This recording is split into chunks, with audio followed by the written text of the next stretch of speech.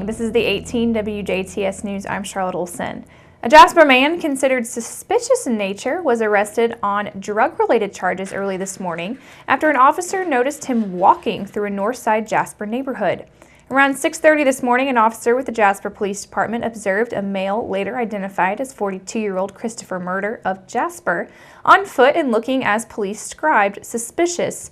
This was in the area of 41st Street and Lee Drive. Police say that Murder gave the officer consent to conduct a search, which revealed 5.5 grams of methamphetamine that was packaged in several small baggies, as well as paraphernalia.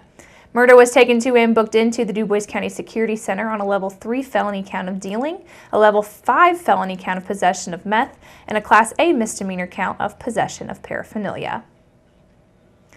No one was injured, but a Ferdinand man was cited after a two-vehicle accident on Thursday morning at a busy intersection on Jasper's north side.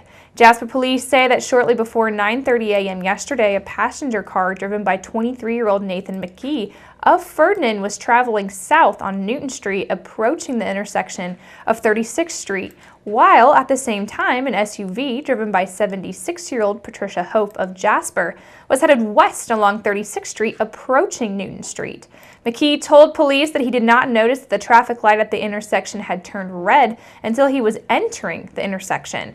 They say that Hope was unable to stop her vehicle, which crashed into the driver's side of McKee's car.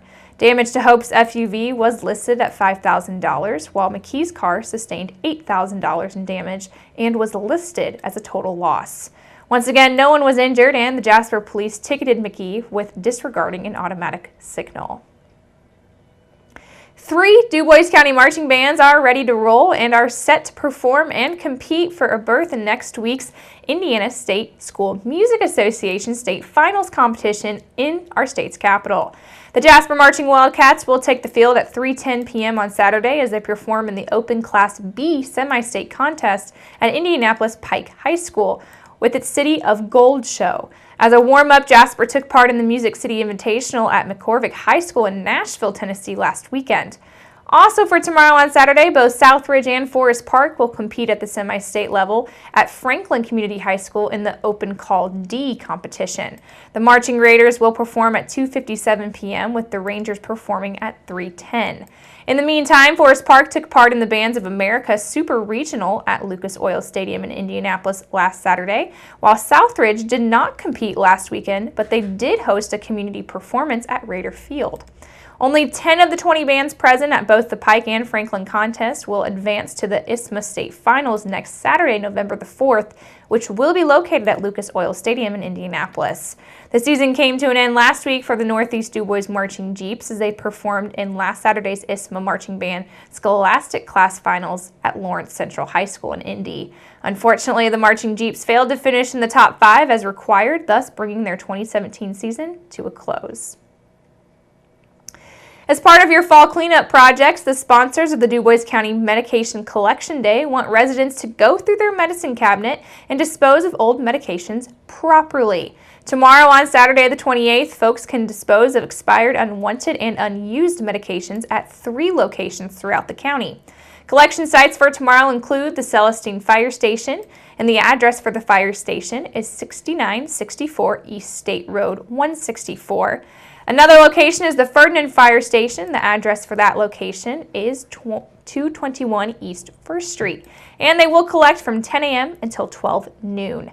The Indiana State Police Post along Newton Street in Jasper will collect from 10 a.m. until 2 p.m. Now, in addition to the one-day collection location, the Huntingburg Police Department has a 24/7 medication drop-off box in their lobby at 503 East 1st Street. This is available for any DuBois County resident at any time. Expired, unwanted, and unused medications, vitamins, ointments, syrups, drops, and arsenals not in pressurized containers can be accepted at all collection sites. Sharp, infectious materials, anything containing bodily fluids, or waste will not be collected. Sites are open to DuBois County households only, not businesses, and law enforcement officers will be present at each location to oversee disposals, as well as volunteers and staff from other Collection Day sponsors. Residents with questions may contact the DuBois County Solid Waste District at 812-482-7865. With Halloween just around the corner in Indiana, the Indiana Department of Homeland Security is reminding Hoosiers to practice caution this holiday season. To make Halloween a treat rather than a trick, the department has offered some Halloween safety tips, and these are recommended to help make the night a little less spooky.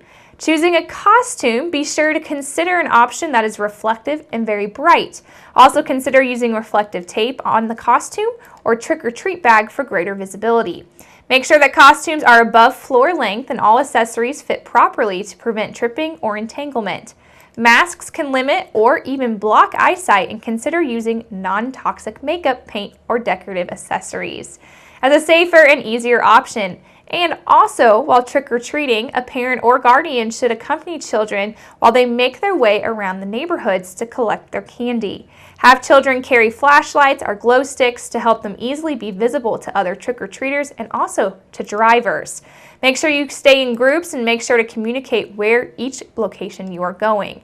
When trick-or-treating, if there is no sidewalk available, make sure you walk towards the far edge of the street. Drivers need to be on alert when driving through residential neighborhoods during trick-or-treating hours. Children are more than twice as likely to be killed by a car while walking on Halloween night as at any other time of the year. Also, drive slowly and eliminate any distractions that might break focus on the road and surroundings. Teach children to dial 911 if an emergency or something suspicious is occurring or if tainted candy is suspected.